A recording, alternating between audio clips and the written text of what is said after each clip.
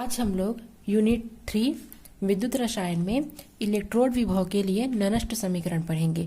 ठीक है, ये एक इम्पॉर्टेंट क्वेश्चन है और ये क्वेश्चन एग्जाम में पूछे जाते हैं कि ननस्ट समीकरण किसे कहते हैं, या किसी इलेक्ट्रोड विभव के लिए या किसी विद्युत रासायनिक सेल के लिए ननस्ट समीकरण की गणना कीजिए। ठीक है, तो चलिए इसे पढ़ना शुरू करते हैं। किसे कहेंगे कि पहले परिभाषा बताऊंगी फिर समझाऊंगी आप लोगों को। ठीक है, तो विद्युत रासायनिक श्रेणी में दिए गए मानक इलेक्ट्रोड विभव मानक अवस्था के लिए विद्युत अपघट्य विलयन का सांद्रण 1 मोलर 1 m तथा ताप 298 केल्विन। ठीक है, परंतु विद्युत रासायनिक सेलों में विद्युत अपघट्य विलयन का सांद्रण हमेशा निश्चित नहीं होता है तथा इलेक्ट्रोड विभव विद्युत अपघट्य के सांद्रण तथा ताप पर निर्भर करता है। इसका अध्ययन करके ननस्ट ने एक समीकरण प्रस्तुत किया जिसे ननस्ट समीकरण कहते हैं। ठीक है, तो अब इसे हम एक चित्र के माध्यम से समझेंगे। मान लीजिए ये एक क्या है, पात्र है। ठीक है, आप लोग को दिख रहा है एक पात्र है, इसमें जल भरा है। यहाँ पर एक क्या किए हैं, इलेक्ट्रोड डुबा के रखे हैं, जिसे या तो हम जिंक या कॉपर की हम समझ सकते हैं। ठीक है, ये क्या है, एक प्रकार का इलेक्ट्रोड है, या बोलेंगे कॉपर की छड़ है या जिंक की छड़ है। ठीक है, तो क्या होगा जब हम इस पात्र में जिसमें जल भरा हुआ है में कोई कॉपर की छड़, जिंक की छड़ या फिर कोई इलेक्ट्रोड को डुबा कर रखेंगे तो क्या होगा, ये एक्वस सॉल्यूशन बनाएगा, अर्थात जलीय विलयन का निर्माण करेगा। ठीक है, तो जलीय विलयन का निर्माण करेगा अर्थात ये अपने आयनों में विभक्त होने लगेगा और क्या होगा, इसमें एक प्रकार का विभव उत्पन्न होगा। विभव का मतलब है, किसे कहेंगे विभव। ठीक है, आवेश का एक स्थान से दूसरे स्थान स्थानांतरित होने पर जो कार्य लगता है उसी कार्य को हम विभव कहते हैं। ठीक है, क्या आवेश को एक स्थान से दूसरे स्थान पर जाने में जितना कार्य करना पड़ता है उसे ही हम विभव कहते हैं। क्योंकि यहाँ पर एक इलेक्ट्रोड लिया गया है इसलिए इसे हम इलेक्ट्रोड विभव कहेंगे। ठीक है, तो किसी भी विद्युत रासायनिक सेल के अध्ययन के लिए हमें क्या करना पड़ता है, इलेक्ट्रोड विभव और सेल का EMF ज्ञात करना पड़ता है। ठीक है, और यहाँ पर क्या बताया है ननस्ट ने, ननस्ट एक वैज्ञानिक का नाम है और उस ननस्ट वैज्ञानिक ने क्या किया, इलेक्ट्रोड विभव जो है होता है उसका सांद्रण। ठीक है, क्योंकि ये मान के चलो क्या है, एक विद्युत अपघट्य है। ठीक है, यहाँ पर क्या हो रहा है, अभिक्रिया हो रही है और अभिक्रिया होने पर क्या हो रहा है, यहाँ पर के जो इलेक्ट्रोड या कॉपर की जो छड़ है या जिंक की जो छड़ है वो धन आयन और ऋण आयनों में विभक्त अर्थात आयनित हो रहे हैं। ठीक है, तो मानक अवस्था में किसी भी विद्युत अपघट्य का जो सांद्रण होता है वो 1 m और उसका जो ताप होता है या तो वो 25 डिग्री सेंटीग्रेड होना चाहिए या 298 केल्विन ताप होना चाहिए। ठीक है, इतने पर ही क्या होता है, यह अभिक्रिया कराई जाती है। तो ननस्ट नामक वैज्ञानिक ने क्या किया, एक पात्र लिया, एक पात्र में जल भर करके अर्थात इसमें विद्युत अपघट्य डाल लिया और इसमें एक इलेक्ट्रोड डुबाई या कॉपर की या जिंक की छड़ डुबाई। उससे क्या हुआ, आवेश का एक स्थान से दूसरे स्थान की ओर स्थानांतरण होने लगा अर्थात इलेक्ट्रोड विभव उत्पन्न होने लगे। ठीक है, तो इलेक्ट्रोड विभव उत्पन्न होने लगे तो इसमें जो विद्युत अपघट्य जो लिया गया था, जो विलयन लिया गया था उसका क्या होता है, सांद्रण 1 m और उसका टेम्परेचर 298 केल्विन टेम्परेचर। ठीक है, इतने पर ही उन्होंने क्या किया, अपने अभिक्रिया संपन्न कराई और एक समीकरण प्राप्त किया।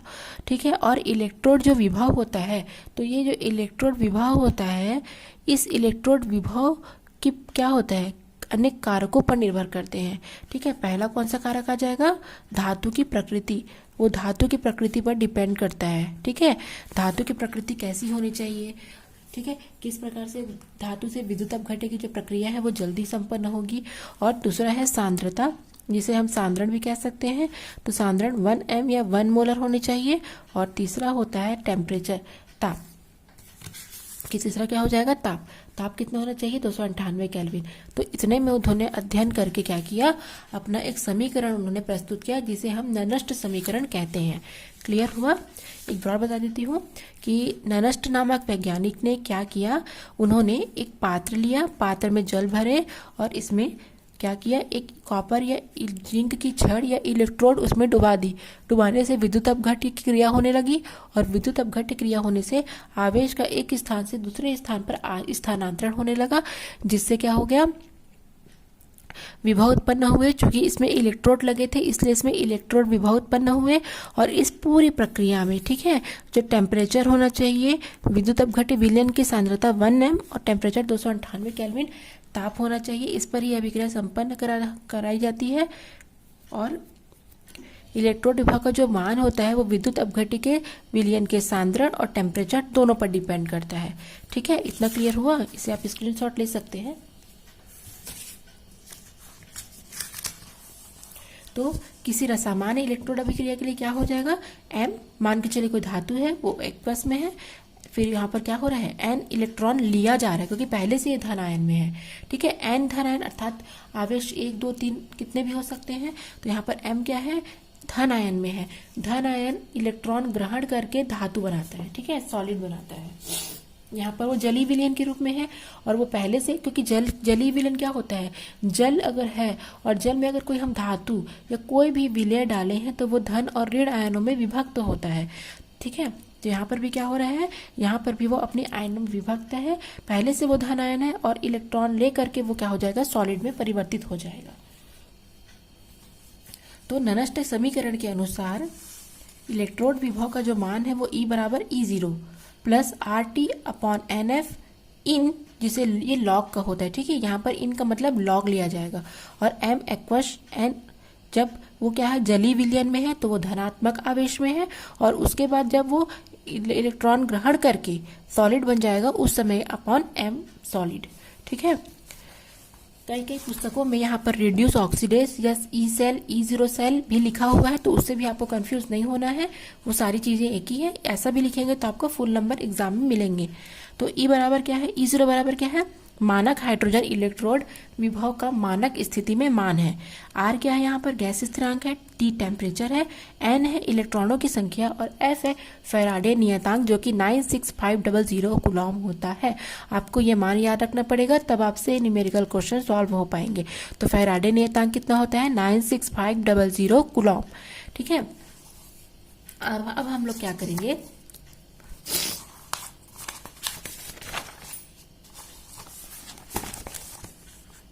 ठीक है, अब क्या करेंगे, E बराबर E0। ठीक है, ये क्या करेंगे, जो आई इन के रूप में है इसको हम लॉग के रूप में लेंगे। ठीक है, किस लेंगे, log 10 के रूप में। तो log 10 के रूप में जब लेंगे तो सामने में 2.303 भी क्या होता है, जोड़ा जाता है। तो यहाँ पर क्या करेंगे, E बराबर E0 प्लस 2.303 RT/NF और इन की जगह अब हम लॉग लेंगे। ठीक है, इन की जगह हम क्या लेंगे, लॉग लेंगे क्योंकि ये लॉग को ही शो करता है। और m अब क्या हो जाएगा, aqueous solid upon S, m aqueous में अर्थात n प्लस में अपॉन धातु में हो जाएगा। ठीक है, अब सबकी वैल्यू हम पुट अप कर लेंगे। तो E बराबर E0 प्लस 2.303, R की वैल्यू होती है 8.313, गैस नियतांक का मान होता है 8.314 और यहाँ पर क्या हो जाएगा, टेम्परेचर 298 केल्विन टेम्परेचर और फैराडे का होता है, अभी हमने देखा फैराडे नियतांक 96500 होता है, उसे लेंगे और इसको log 10 और ये m positive ion plus upon m solid. अब ठोस की सांद्रता की अगर इकाई को हम, जैसे यहाँ पर ठोस लिया गया है, इसकी सांद्रता इकाई अगर मान के चलो 1 मान ले। ठीक है, 1 मान लेंगे तो क्या होगा, 2.303 8.314 इंटू 298/965 अब इंटू n। और यहाँ पर हम क्या लेंगे, यहाँ पर हम log 10 लेंगे और इसकी वैल्यू चूंकि 1 रख ली है सॉलिड की, इसलिए यहाँ पर 1 डाल लेंगे। अब क्या करेंगे, इस पूरी की वैल्यू होती है, ठीक है, इतनी की अगर हल करेंगे तो 0.0591 प्राप्त होगा। कितना, 0.0591 प्राप्त होगा upon n log 10 m solid में आ जाएगा। क्योंकि यहाँ पर 1 हो गया तो इस वैल्यू को लिखने का वैसे भी कोई अर्थ नहीं रह जाता है। तो ये आ गया आपका ननस्ट समीकरण। एग्जाम में अगर आप लोग को इलेक्ट्रोड विभव के ननस्ट समीकरण की गणना कीजिए, व्यंजक स्थापित कीजिए, कुछ भी पूछा जाएगा तो आपको बिल्कुल कंफ्यूज नहीं होना है। आपको ये सारी चीजों को क्या करना है, वहां पर जाकर के याद करके लिख लेना है। ठीक है, अब हम इसका एक एग्जाम्पल देखेंगे। ठीक ठीक है। डेनियल सेल के लिए ननस्ट समीकरण क्या होता है वो देखेंगे। तो डेनियल सेल को, जिसमें विलयनों के सांद्रण को 1 मोल प्रति लीटर या 1 लीटर इनवर्स नहीं है, तो हम उसको किस प्रकार से लिख सकते हैं। जिंक सॉलिड से जिंक धन आयन में बदल रहा है एक्वस में, कॉपर एक्वस से आयन ग्रहण करके ये सॉलिड में चेंज हो रहा है। तो अब इसको ही हम इसको निकालेंगे। तो सबसे पहले दाएं तरफ का लेंगे, ठीक है। दाएं तरफ का ये वाला अर्ध सेल लेंगे, तो कॉपर प्लस, तो पूरे वैल्यू में मान रख देंगे, सेम जैसे अभी रखा था। वो मान जो आंसर आया था, जो ननस्ट समीकरण आया था, उसे में ही हम मान को डायरेक्ट रख देंगे। उसके बाद है बाएं अर्ध सेल का इलेक्ट्रोड विभव। तो जो बाएं तरफ है अर्थात जो जिंक है, यहाँ पर इसके बारे से अब हम लेंगे, ठीक है। तो क्या हो जाएगा, zinc 2 plus zinc RT 2F फिर log Zn 2 प्लस। अब दोनों को अगर हम मिला के लिखेंगे, क्योंकि राइट माइनस लेफ्ट हो गया, ई राइट माइनस ई लेफ्ट हो गया है, तो अब इसको वैल्यू को यहाँ अगर हम रख लें तो क्या हो जाएगा, यहाँ पर रख लेंगे तो माइनस लिखाएगा और एक तरफ राइट हैंड को, और जैसे ये राइट हैंड है ये लेफ्ट हैंड है, तो एक राइट हैंड को लेंगे फिर लेफ्ट हैंड को लेंगे, ठीक है।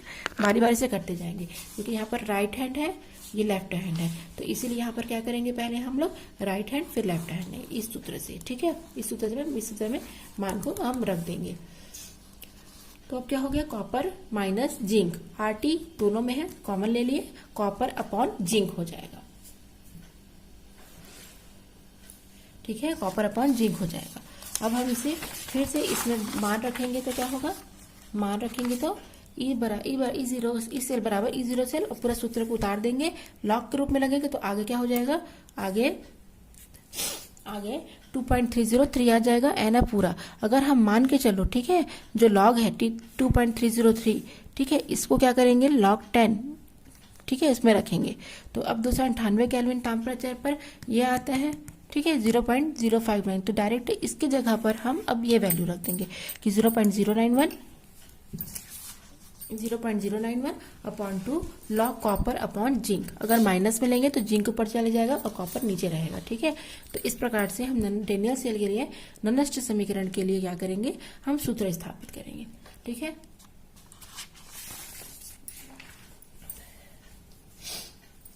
बराबर मैं आप लोग को बता रही थी परिभाषा कि विद्युत सारणी जो सेल में है, ठीक है, अगर हम एक पात्र लेंगे, इस पात्र में अगर हम क्या करेंगे, इस पात्र में यदि हम जल भर देंगे और विद्युत अपघट्य कहलाएगा, इसमें इलेक्ट्रोड डालेंगे या कॉपर जिंक की छड़ भी डाल सकते हैं, और जब इसमें अभिक्रिया शुरू होगी तो उसका टेम्परेचर, विद्युत अपघट्य के विलयन का टेम्परेचर 1 m और उसके लिए टेम्परेचर 298 केल्विन तापमान होना चाहिए। और ये क्या करता है, धातु की प्रकृति, सांद्रता और ताप पर ही निर्भर करता है, ठीक है। तो इसको उन्होंने क्या किया, ननस्ट ने इलेक्ट्रोड विभव और जो धातु है उसके सांद्रण और ताप के प्रभाव को दर्शाने के लिए एक गणितीय व्यंजक दिया, जिसे हम उन्हीं के नाम पर ननस्ट समीकरण कहते हैं, ठीक है। उसके बाद में इसको मैंने आपको पूरा एक्सप्लेन किया है, उसको आप स्क्रीनशॉट करके नोट्स बना लीजिए। Thanks for watching.